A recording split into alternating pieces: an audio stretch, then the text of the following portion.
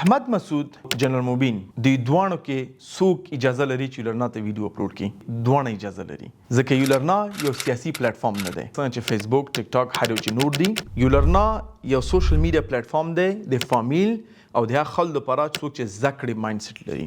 نو هر سړی کولی شي دلته ویډیو اپلوډ کړي، خو په دې شرط زمونږ کوم ګایډ لاین دي د هغه مطابق د ویډیوګانو اپلوډ کړي. که هر څوک وي زمونږ د پالیسیانو په خلاف ویډیو اپلوډوي، موږ یې بین کوو نه، بلکې مختلف وارنینګونه ورته ورکوو او بیا ویډیو چې دی پروموټ کوو نه. نو زما ورونو خویندو پوښتنه مې دا ده چې ته ولې ویډیو نه اپلوډوې؟ که څوک هم غواړي چې یو ښایسته اودینس جوړ کړي، یو ښه انشاءالله هغه نه حلال رزق وګټي او په یو پلیټ فارم کې چې ستاسو باور مطابق مخ ته ځي، نو هغه یولرنا دی. همدا اوس لاړ شئ یولرنا باید کې ویډیوګان اپلوډ کړه او زما ویډیوګان هم داسې نورو کسانو ویډیوګانو ته کتلی شي په هره ژبه کې ته او ماشاءالله ډېر ښایسته ریکمنډیشن انجن موږ جوړ کړی دی، اے آی ام جوړې کړي دي چې تاسو ته هغه شی ښکاره کوي کوم چې تاسو دلچسپه ده. نو راځئ خپل ویډیوګانې خپل اودینس یولرنا ته راوړئ.